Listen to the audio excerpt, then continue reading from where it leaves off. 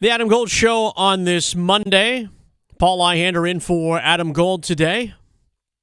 Graham Hill here in for Victoria. So the twos are in here today. We are going to talk a little bit of East Carolina football here. Joining us is Patrick Johnson, host of the Patrick Johnson Show on 94.3 The Game. Also handles play-by-play for high school football. He's going to be doing a little bit at the end of the month on August the 30th. He's got a Holly Springs and Clayton game coming up. Patrick, thanks for hanging out with us today here on the Adam Gold Show. I know we are going to talk about ECU football, but I think we need to talk about a big loss that just occurred within the Greenville community. Certainly, it was an ACC official. Lots of tributes coming out last night. The certainly untimely death. I don't think there's a better way to put it, but certainly a tragic and a big loss to just the sports community in general when it comes to North Carolina and certainly Greenville, as Remy Stein passed away yesterday. Is there a story that you can say about Remy that really kind of encompasses the man that he was? Well, I think the big thing, Paul, and it's great to talk to you again and be with Graham again. I think the big thing is Remy was flying back from coaching the Little League All-Star team for the right to go to the Little League World Series in Williamsport. They were down in Warner Robins, Georgia, and Remy didn't have a child or a grandchild on the team. Remy was giving of his time. Of course, he played minor league baseball, had over 50 homers. Played baseball at East Carolina on some of Gary Overton's NCAA teams back when they had the 8-team regionals and the big boy regionals, as some in baseball like to call them. And just a heck of a guy in the community, obviously a well-respected basketball official. He coached softball in the Greenville community and Winterville community, baseball. His son, of course, is a basketball official. One of the games I did last year in college hoops, his son was a replacement referee on and did a heck of a job. It was a great communicator, probably was the best official on the floor that night. So that I'm sure made Remy proud. His in-laws are from New Bern. I just got something from their church sent to me via my colleague in basketball, Cy Seymour, who lives in New Bern. Remy was just a guy you wouldn't think that he would have a sudden event, the magnitude from what we understand he had, because he did 100 college basketball games a year. He was fit. He you know, his age, he didn't even look his age. I wish I could look half as good at my age as Remy looked. And a big loss. One of my really good friends in Greenville was his neighbor, and he said, Remy taught my son how to play ball. Baseball. That's pretty good stuff. Had a couple daughters too. One played softball at UNCW, and one was taking and does continue to take. It was the plan this year to take photos, be the official photographer for the softball Little League World Series that's being played in Greenville this week. So a lot of ties to the community, and as you noted, across the ACC and across college basketball, Remy Stein, that name was one that he was a genuine guy, a competitor, but he, I think he had a great relationship with all of the basketball coaches that he officiated their games. And he understood, being an athlete, how competitive those environments are. And I don't think he took any time a coach would get on him in any way personally, but he also wouldn't take any plays off. That was something when he coached even Little League sports, Paul. He would get on an umpire if he felt they were taking a play off. He always had a high standard. So a heck of a guy.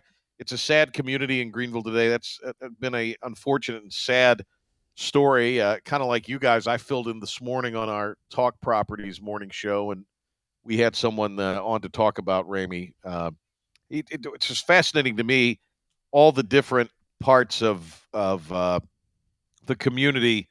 They all kind of knew him for something different. So I think that's, if you can be that well-rounded in life, what a life you've lived. Patrick Johnson joining us, host of the Patrick Johnson Show, 94.3 The Game in Greenville. And just to piggyback on this just a little bit here, Patrick, he was a Little League coach, and I've been a Little League coach for years. And yeah. The amount of touch points that you have within your community, and certainly, and you spoke well to that he taught boys and girls this game and the love of the game, that truly will be one of, I can only admit that it'll be one of his lasting legacies within the Greenville community. Yeah, absolutely. Was a 3-sport athlete in Plymouth, which is about an hour or so northeast of Greenville.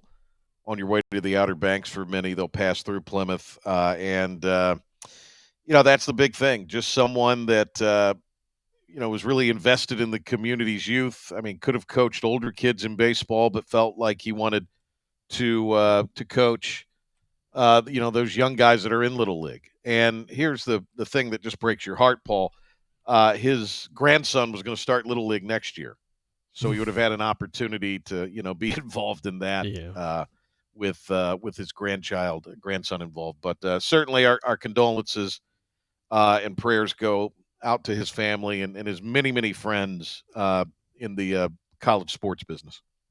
Patrick Johnson, host of the Patrick Johnson Show on 94.3 The Game, joining us here on the Adam Gold Show. I am Paul Ihander, filling in for Adam today. All right, no easy way to shift gears here, but we did promise we'd talk about East Carolina football as they get things rolling here in the AAC, the new look AAC and a new look Pirates football team, 6th year for Mike Houston. Obviously, we're talking about improvement from 2-10. The immediate need, I'm assuming, is to fix an anemic offense.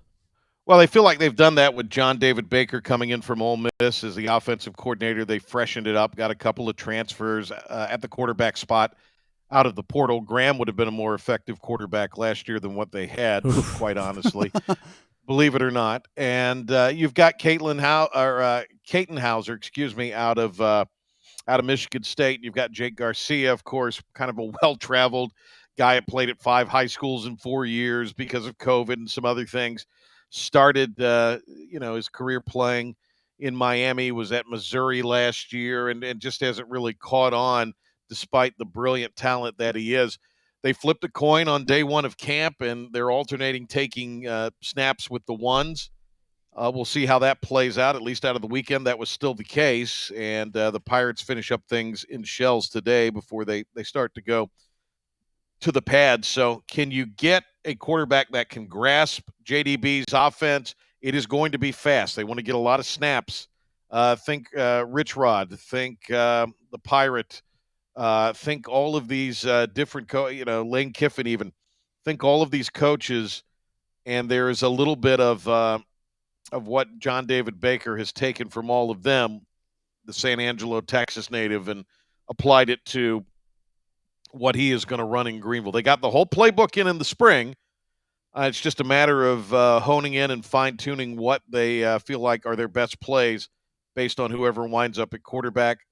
Winston Wright in as a receiver, the great talent out of FSU and West Virginia. Anthony Smith from Raleigh, NC State at receiver. So got Chase Soule as well. They have receivers back who are productive in the realm of Soule. They have a lot of excitement. Feel like there's a high upside with Wright and Smith in particular. And then Rajay Harris at running back, as healthy as he's been since his freshman year when he was the AAC Rookie of the Year. Patrick Johnson, host of the Patrick Johnson Show on our network station, 94.3 The Game in Greenville. Yes, Triangle listeners, we are talking some East Carolina Pirate football on our station today. Patrick, you talk about the quarterback position, which is always critical, and I know last season the Pirates certainly struggled. I mean, you might be undercutting it, saying I could have been a better quarterback for the Pirates no, last season. No, you could have been. But I think someone without arms could have been a better quarterback. Well, that's really the press really putting it out there. But Caden Hauser, the transfer from Michigan State, the Pirates get him out of the portal. What can Pirate Nation expect from him this upcoming season? Well, I think Hauser, Graham, is more of the all-around quarterback. You know, he can certainly fit the ball in certain windows. He's got a really good grasp about him as far as grasping the game, grasping what they want to do offensively, kind of a thinker back there at quarterback with some physical gifts, and someone that really, has a different personality than Jake Garcia, but has a lot of presence. Garcia is the one that, might not hang in there in the pocket so long, but has the natural gifts to take off and create a play and get something. He also has a heck of an arm. So it's just going to depend, with Hauser. I don't want to say he's the incumbent here because it doesn't seem like that's truly the case, although it kind of feels like it's Hauser's opportunity to maybe not seize here. might be a different way of putting it, but you've got two talented quarterbacks, and the big win for Mike Houston was keeping both of them on the roster after the window for the portal closed, because you are coming up here with a legitimate competition and a legitimate opportunity for those two. All right. It's hard to hide star players, but when you hear reports or admitted fact that he turned down big money to stay at ECU, 6'3" senior defensive back Savon Ravel. Savon. By the way, Savon. I think he's watched too much of the Paris Olympics. He now goes by Savon. Savon Ravel Jr. It's hard to hide somebody like that on defense. How are teams going to have to adjust to him? I mean, I'm assuming that whoever starts opposite him is going to see about 90% of the work. Yeah, you're right. He takes away half the field. And he battled an injury last year that he gutted through. He got surgery in the spring. That's why he didn't participate in the spring. He can go match it. You can match him up on the opposition's best receiver, and it's going to be kind of a shutdown situation there at corner. And as you say, that opens things up for an Isaiah Brown Murray, IBM, to maybe step up and make plays. That opens up things for others. Fletcher and Brown and Patterson and others for the Pirates to step in and make plays. Andrew Wilson, Lamp, others. So they will get their opportunity. That also, allows it's a known commodity. So as they determine who else is going to play in the secondary, it allows you to have a lot of real big time reps with them. And you've got someone who is a player with some moxie and with it could probably play his way, especially if he's healthy, to maybe being a day one guy. He has that kind of ability, Paul. Revel has that kind of ability where he could be the guy that you might hear his name called in the first round if he can make some play. They really are looking at him being a turnover forcing guy, having a big year, especially now that he's healthy with that growing. Patrick Johnson is joining us on the Adam Gold Show alongside Paul Ihander filling in for Adam. I'm Graham Hill. Patrick, when I look at ECU's football schedule this year, I don't see an SMU just because, hey, welcome to the ACC Mustangs. And then the Pirates are not having to ride the green wave of Tulane. So when you look at the American Athletic Conference portion of the schedule for ECU, is it fair to say it might be pretty wide open this year for the Pirates?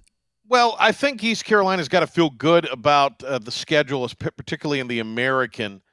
I talk with my colleague, Jay Sonalder, who does a lot of ESPN stuff and works on the FNR broadcast with me in the Triangle there. And he's an ECU guy, and we talk a lot about the Pirates. I certainly think Norfolk State should be a game that is one you can handle. Then you go to ODU. That's a little tricky, but, they were a bowl team last year. Pirates look to get out to the 2-0 start. And then you got App State and then at Liberty in back-to-back weeks, the 14th and the 21st, Graham. And I think that first month is going to be a lot more telling, especially with this new offense and a new quarterback. They open with UTSA to end September as their conference opener. UTSA is picked as one of the teams to represent the American in the league's championship game. They and Memphis and some say USF. South Florida is a little bit of an outside dark horse. A lot of people like Tulane as well. So after that, it becomes manageable. You go to Charlotte. You get a week off prior to Army. Temple for homecoming. FAU on a Thursday night, which is early enough in November. Everybody should still be engaged, and it shouldn't be too cold to scare the fans away. You go to Tulsa, and then at North Texas, and then Navy after Thanksgiving to wrap things up at home. So that's a very manageable schedule for the Pirates on paper. But as you guys know, as the cliche goes, we don't play the games on paper. So we will see. That's the truth. But in some cases, you may wish you could play some of the games on paper after.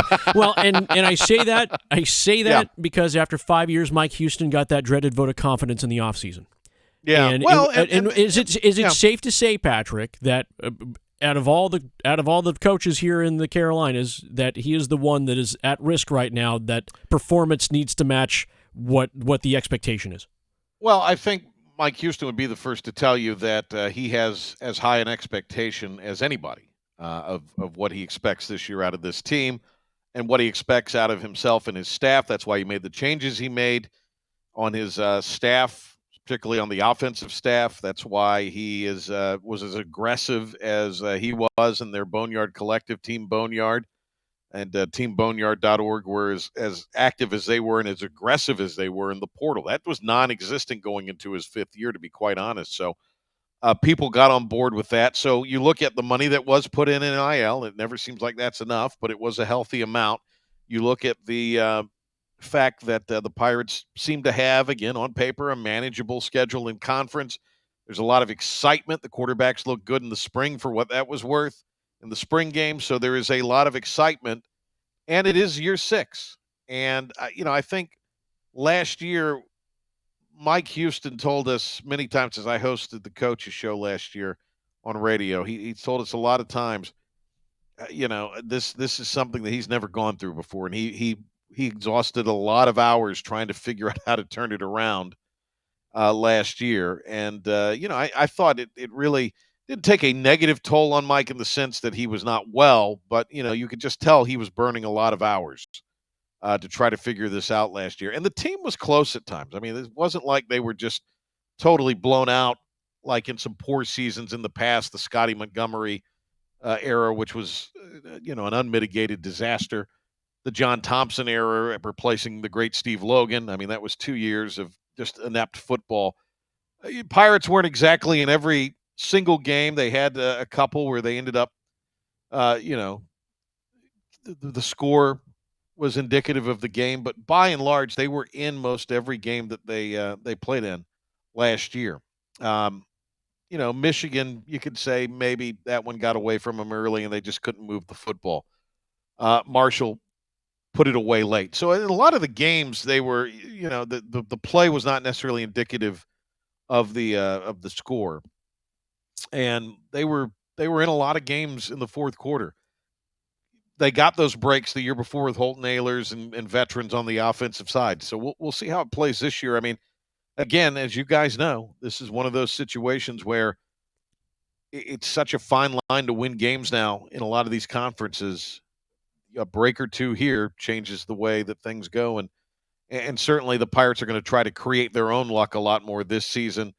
And I think the offense is going to be vastly improved because it'll at least be more exciting. You'll feel like there's a lot more that can happen offensively. And I think you've got to have that in East Carolina. You need to be able to, in college football now, score a lot of points to be successful and win games. And I think at East Carolina, you don't have to be gimmicky, but you do have to be offensive-minded. Norfolk State on August 31st, 26 days away. Patrick Johnson, host of the Patrick Johnson Show on 94.3 The Game in Greenville. Patrick, appreciate your time, man. Appreciate the insight. Thank you. When you come to Greenville, let us know. We'll get you set up very good down there. We'll set you up really good with the tailgate and everything going on. Excellent. I've spent a little time down there, but didn't tailgate as hard as I wanted to. So I do appreciate that invite, and I will take you up on that. Yeah, please do. You guys be well, take care, and thanks for the time. And if there's anything you need, let us know. All right, Patrick Johnson, host of the Patrick Johnson Show, 94.3 The Game in Greenville, also an affiliate on the Adam Gold Show Network.